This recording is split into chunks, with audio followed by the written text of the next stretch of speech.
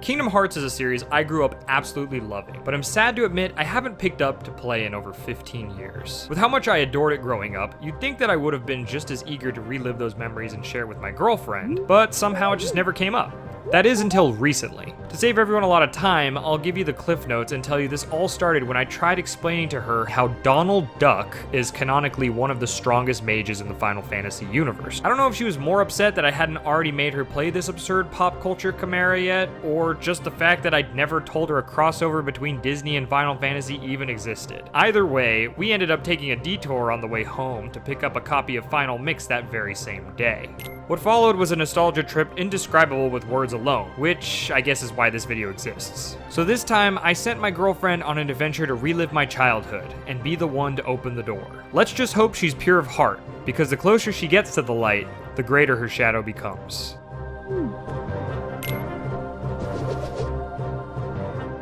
Also, why does he have so many zippers? Kingdom Hearts was one of the first games I got for my PS2 way back when. At the time, I was still fairly new to action RPGs, and aside from having next to no patience for dialogue boxes at that age, my strategy boiled down to hyperactive button mashing at best. Nonetheless, the weight of the opening act of Kingdom Hearts 1 was something I could feel even way back then. Every decision the game makes you take in this beginning section feels like it has the weight of the world behind it, and amusingly, it sorta does. If you have to choose between a sword and a shield, take the shield. If you must make a choice between a sword or a shield, take the shield. I'm proud of her for taking the shield. Not just because it's the best choice, but because I'll never forget how much little kid me suffered for picking the sword. All of these cryptic questions from what's essentially the tutorial level of the game seem insignificant compared to the bigger story. He's thinking so hard about this. So are you. Yeah. But in actuality, they have rippling effects for the rest of your playthrough. What are you afraid of? Getting old, being different, being indecisive. Did you see how long it took me on all the other questions?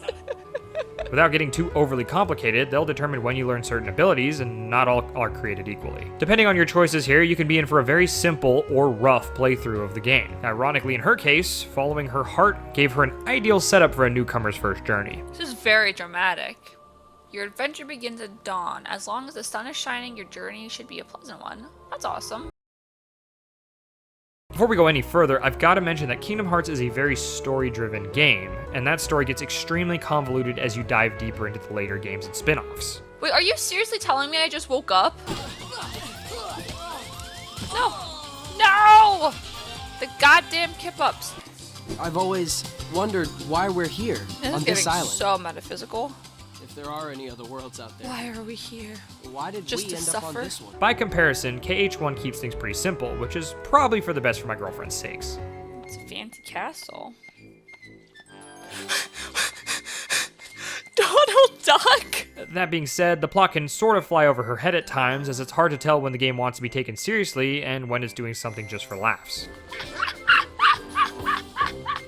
What the hell is this game? This is a series that will look you dead in the eye and treat some of the goofiest scenarios imaginable with such sincerity and drama you might do a double take. In no other place can you expect to shed a tear over heartwarming dialogue delivered by none other than Donald Duck. It's hard to explain the feeling, but when you get wrapped up in it and invested in the characters, the story doesn't feel out of place at all. Oh, and now we're back on the island.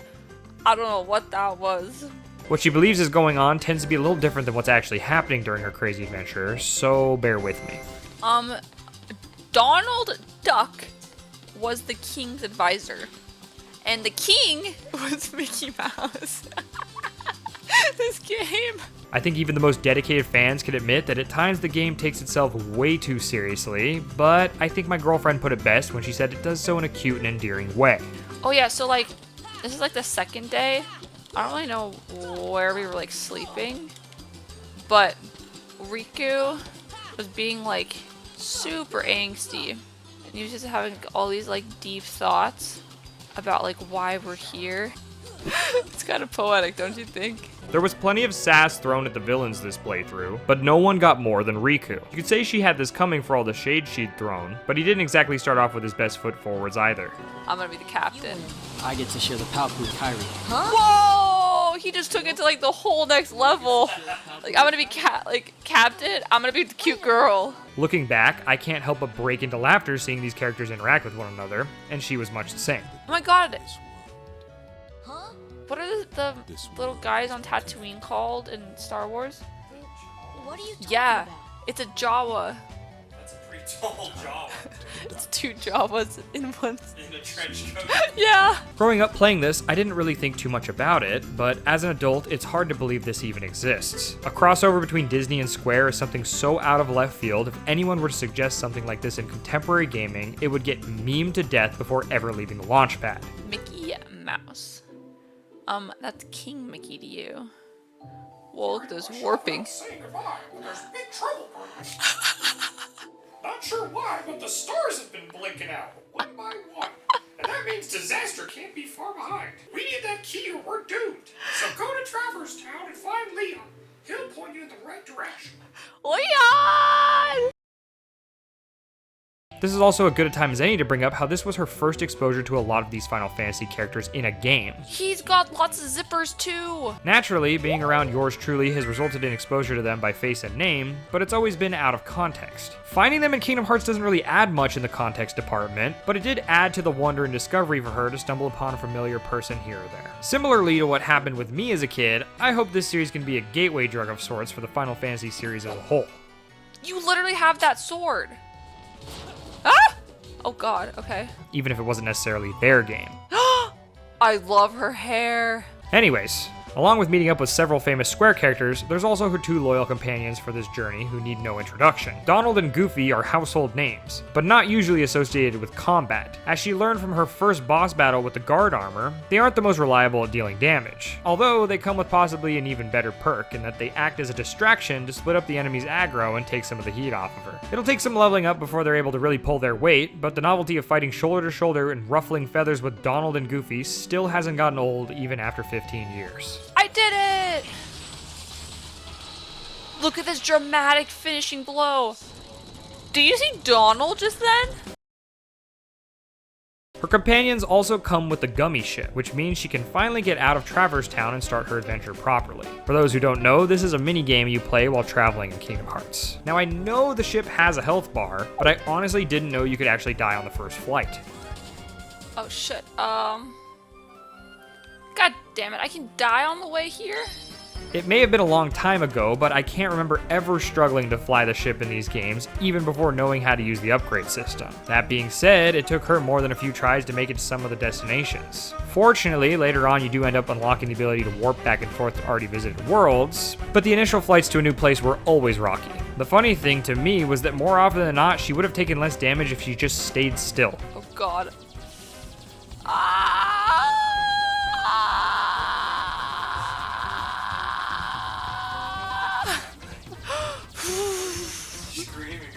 Because I didn't know if I was going to be able to pull it off. I don't know what she was expecting, but it took her by surprise after touching down in Wonderland for the first time. Fall in with the Wonderland.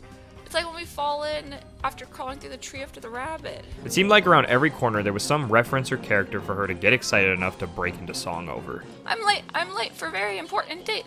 No time to say hello, goodbye. I'm late. For a player like me, the novelty of the Disney worlds is more or less worn off by now, and it's the challenging gameplay that draws me back into the game. But I can see how being somewhere familiar to her increased her enjoyment and desire to play. It was for this reason that once she got the mechanics down, she devoured the worlds one after another. We went from clearing 1 keyhole a night to 3. So did I just beat this world then? Because I got the keyhole? Did I free Alice? Uh-oh. But I can leave this world now? Oh, so I just saved this world. This is Hercules! Yo!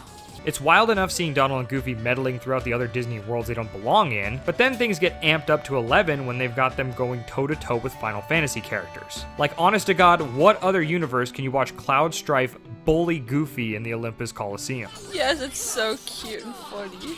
A handful of the Disney worlds allow you to fight alongside other characters as temporary party members. Unfortunately, you're limited to a group of 3, so either Donald or Goofy has to get benched. She rarely would pass up the opportunity to spend time with the other characters, so she'd usually bench Donald. Unfortunately, his lack of defense made him too squishy to stay on his feet for most fights. Of course, what she didn't realize was this just increased the level gap between him and the rest of the party, which only added to the problem. But I guess it wouldn't be a Kingdom Hearts playthrough if Donald didn't spend half of it knocked out. Donald's acting like he was there this whole time. Although the strength stats tend to go up with each new key acquired, some come with better reach than others, and she wasn't always accounting for those changes. Her bias to whichever ones had a higher strength stat often came at the price of something else, and reach isn't quantified in the stat menu. I'm sure she could feel the difference, but it didn't stop her from griping about it until she found a new and longer blade. Ooh, I'll rock that one for a bit. Funnily enough, it kept feeling like each world she visited kept becoming her favorite. Wait, is this Tarzan? Oh my god! Every time we'd seal a keyhole, she'd triumphantly declare that this world was her new favorite, before we'd move on to the next and she'd change her mind almost immediately. Tarzan! Ah! He just saved my life! Oh!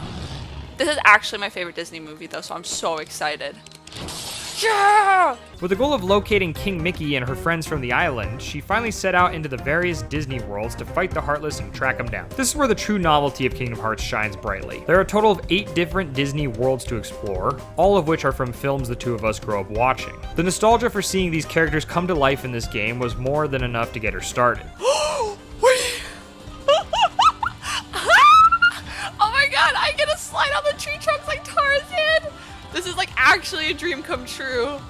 Oh my god. Shit, ah! Ah! In terms of the overarching story, her patience for the Disney characters was about as thin as a rail, in no part thanks to her feeling like she's known these personalities for years. Ah, a snake slithered by. That's such a bullshit excuse. Gorilla's life.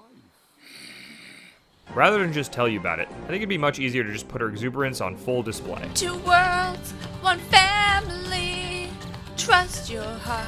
An unfortunate side effect of swapping out her main squad for the additional members was that she missed out on a lot of Trinity marks. These colored symbols can only be activated by Sora, Donald, and Goofy, so many chests and goodies were left behind on her first pass of a world. In any other game, the chests and treasures may have stayed locked forever, but that's what made Kingdom Hearts special. As I've come to learn, the key to making her side quest is give her a worthy motivator. And as it turns out, the best way to get a girlfriend to go out of her way to open every chest she comes across is to fill them with puppies and pages from Pooh Bear.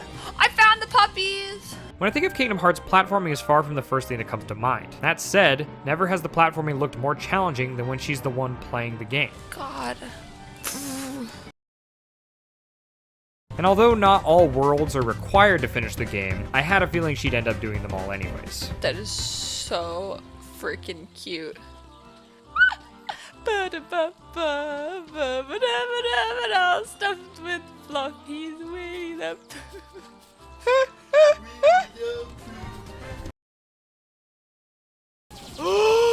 Aladdin! I'm going to Agrabah! Princess Jasmine and Raja! 1 step ahead of this time, 1 swing ahead of the sword. I steal only what I can afford. Surely this world will be ours when we find the keyhole. Well, it's already your world, Jafar. Being able to experience some of her favorite stories in this new light was something she could only dream of as a young girl. Look at us go!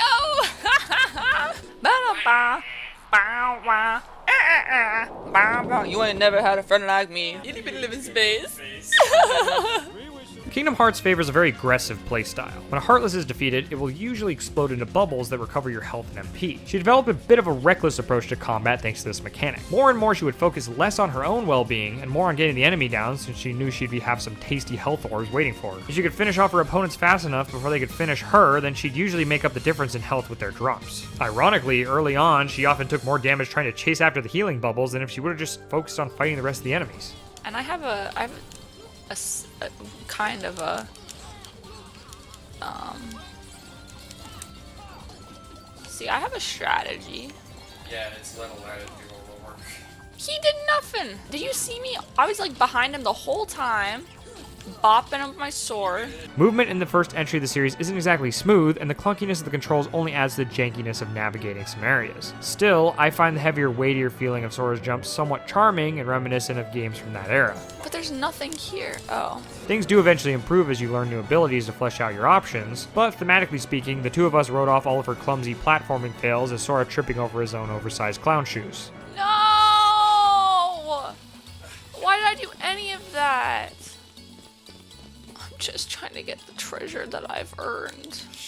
Towards the later portion of her playthrough, most of her strategy boiled down to swinging wildly at enemies until either they ran out of health or her X button broke. Like, should I be doing something else, like magic? No, you're fine. I just think it's funny. I just freaking got over here. Oh my god. I can't focus because I got you over here. Hit him with a keyblade. And Jafar's teleporting all around. I jump up to get him. He's there for a split second, and then he's across the room. And Jeannie's over here looking all depressed. I saved! Why do I have to get all the treasure again?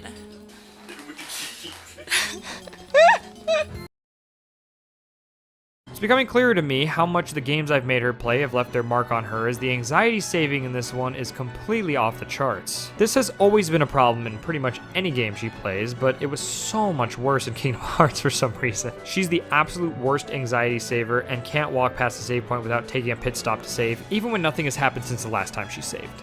I have some unfinished business with What this the puppet. hell? He's no puppet. Is he one of the princesses? Pinocchio is my little boy.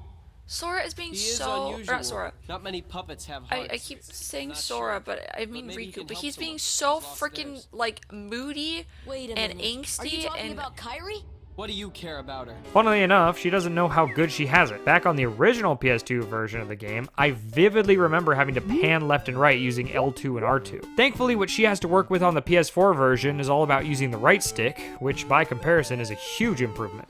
Hush! What I'm saying is, you know what's really nice for jumping is when it doesn't let you move the camera. It's cool looking back at the variety of Disney films that were incorporated in the first installment of the series, because it really sets the tone for what these games are like. Just when she thought she'd seen it all, something new was waiting around the corner to blow her mind. Halloween Town! Something as simple as a costume change in a place like Halloween Town was enough to take her experience up a level and make it all the more of an immersive world. Boys and girls of every age want to see something strange. Follow us and you will see this real town of Halloween. Our outfits are amazing! The game's age probably showed the most with its camera controls, though. It's safe to say she's been a little spoiled by how far third-person camera controls have come in modern games. We've joked about her fighting the camera in the past, but she's never had to endure the pain of those early PS2 controls, where you have to wrestle the camera just to look where you want it to. Oh my god. I don't know, I can't tell where he is. As she got more comfortable with the controls, her confidence in navigating the world improved exponentially. Understandably, as you make it through the later worlds, more movement options become available to you. But even a higher jump can't do all the work on its own. By design, Agrabah is a fairly vertically focused level, proved to be quite the obstacle for her first time through. Although, when she made a trip back to find some Dalmatian puppies, she made quick work of it. I knew something changed when I witnessed her platforming to the top of Oogie Boogie's haunted house, and thought about what a leap in competency she displayed compared to watching her fumble through the trees of Tarzan's jungle. I'm getting better at handling the jank. Even locked on, she'd whiff a lot of her swings with enemies that like to move around a bunch. The thing she struggled the most with was getting close enough to hit them in the first place. I think the main culprit of this was constantly switching out her keyblades, as she'd usually try a new one as soon as she unlocked it. That one looks amazing! It looks like a wrought iron thing. Yes. One thing they nailed about these games that remains magical to this day is how when visiting a character, they make you feel like a part of their world. I'm a merman! Wait, is this Little Mermaid? Locking on in battle is often the better alternative to messing with the camera, since it also makes it easier to land your swings. However, locking on can be hit or miss at times, especially in a large group of enemies. Oh my god, if I end up back here one more time, I don't know how to get anywhere. Up where they stay all day in the sun. Well, just show me where your key is and I can seal you up, because you clearly have some bad guys here, some heartless. A common gripe from her was when she tried to lock on and the camera would subsequently whip around 180 degrees and lock onto something right behind her instead. You could cycle through all the lockable targets with the left trigger, but whatever the cause, my girlfriend would rather just unlock and relock, repeating this 180 degree turn thing over and over and over again. I haven't gotten motion sickness from a game since the last time I put on a VR helmet, but watching her in Atlantis had me needing to step out and catch some air. Admittedly, it wasn't always the most reliable tool at her disposal, but it was the best she had to work with nonetheless. Shit. I tried to lock onto her. This is so janky. Unlike summons, spells and magic were much more accessible thanks to her use of the shortcut menu. Offensive spells were used a bit in the early game, but it didn't take long for her to tumble down the Cure and Arrow combo so many of us use and abuse to this day. Pretty much as early as she could, she mapped Cure to the same button as her main attack so she could top off her health at a moment's notice during an onslaught. Heal.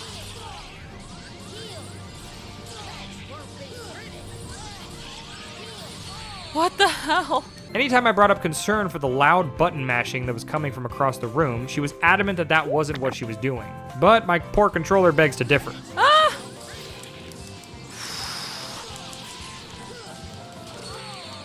Oh. A lot of button mashing happening, huh? As a spectator who always knew what was coming up, it was never a letdown to see her reaction. Whoa! Oh my god, we're in Neverland! Ah! She made an honest effort to try using other spells, but I think scrolling through different magic was more trouble than it was worth. It was only a matter of time before her MP bar transformed into something more like a cure bar. Oh, not a cures. This is as far as I can go. I gotta help Wendy. What? Peter? We literally just helped you.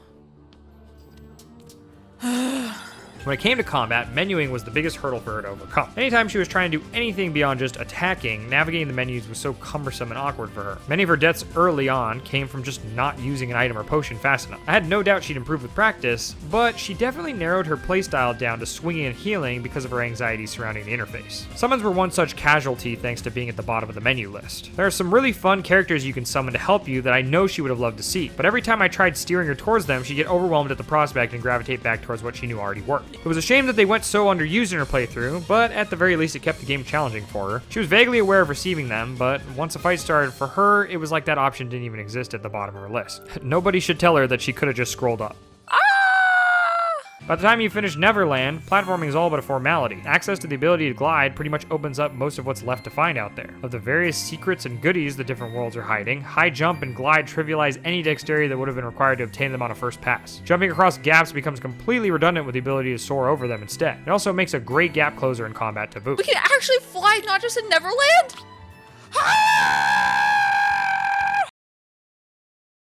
After all the Disney shenanigans are tied up, the last two worlds of the game are where things get more serious. The music is completely different.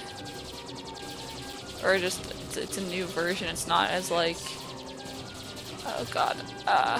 After riding the high of rescuing the worlds, I think we were all humbled a bit by the start of Kingdom Hearts' penultimate world, Hollow Bastion. Whoa! What? He just took the Keyblade from me. Here, go play hero with this. What a douche! What? Are you guys kidding me?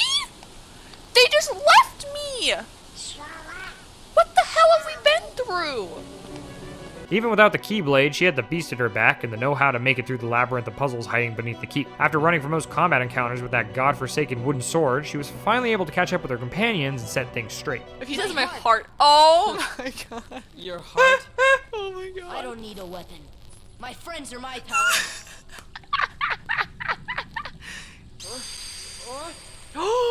The Keyblade respected that. Yo! Oh god. It's Destiny Islands all over again. Oh my god, is he gonna do his freaking kip ups? Yeah! Yup. He's my best friend.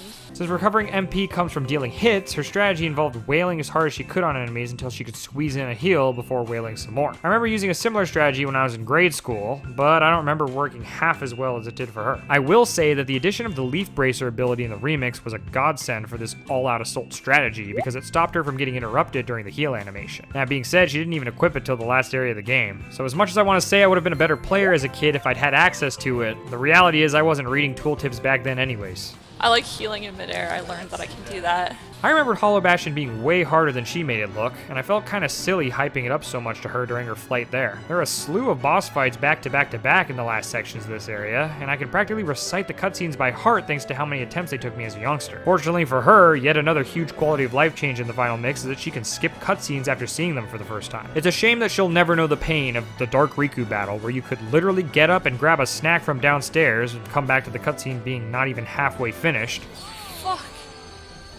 I did my best. But at the very least, it meant her attempts didn't drag out any longer than they had to. Woo! Save my friend Riku. Release him, Ansem. Ansem? Ansem? Ansem? Is that like handsome? What can we do? Maybe we gotta go wake Kyrie up.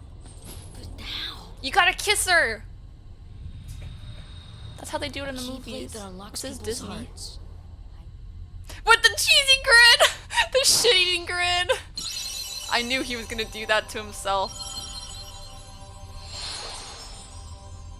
Is he bleeding? He unlocked... Wait, does he have all the princess's hearts in him? There's Kyrie's heart, I bet! Did he just sacrifice himself for her? Is he gonna be inside her now? I'm playing as a little Heartless! Oh my god, I'm playing as a Heartless! Heartless is coming after us. No, guys, wait, it's me! It's me! No, Donald, don't take care of me, no! How do I prove it's me? Oh my god.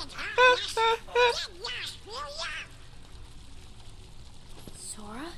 Is that Thank you? goodness she knows it's me. Sora! Oh my god! Wait, how did she save me? Thank you. Sora! The beast! Go get your woman. Go now! Thanks, Come with beast. us.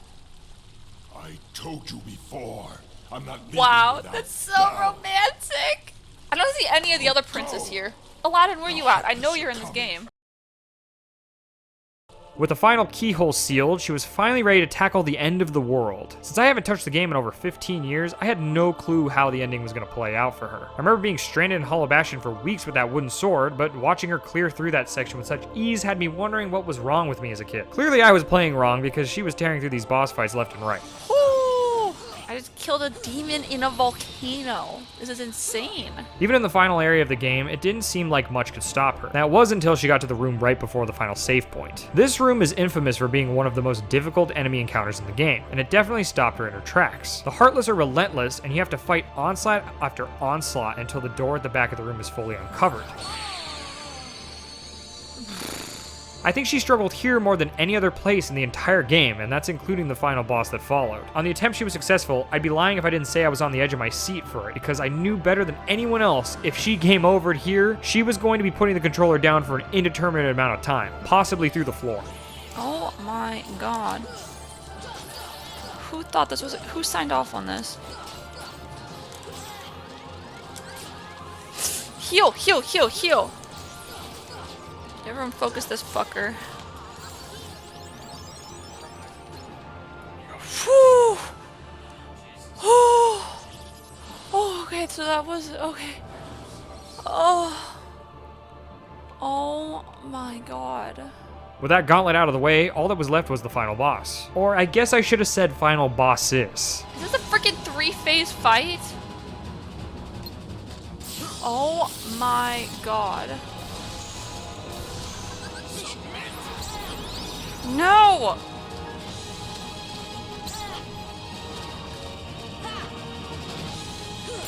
Yeah! Take away the darkness with love! Look at that intense. Oh.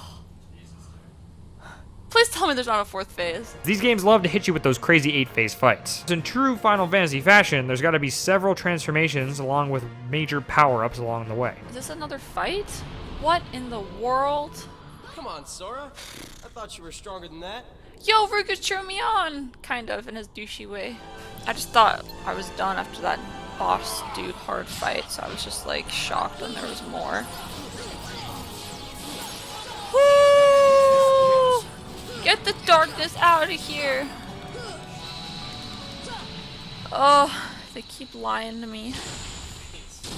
Seriously, like actually though. It doesn't look like it's done. Okay, well now that he's exploding. Oh. Kingdom Hearts is light. Yeah! I don't really understand what Kingdom Hearts is, even though this is the game I'm playing. They just kind of started throwing it around. Like, I think it's the Kingdom of Hearts. But why? Hearts are filled with light, yo. We're all running up to the door! Close the doors! I can't. Don't give up. Huh? Come on, Sora. Together we can do it. Okay. We're closing it together! He's gonna be stuck in there! Riku? I thought the big...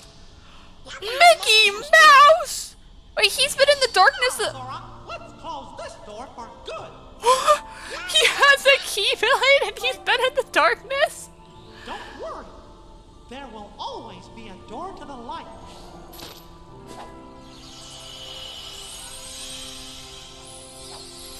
Wow! Whoa! Did we write all the worlds? Goofy's like, Donald, let him go.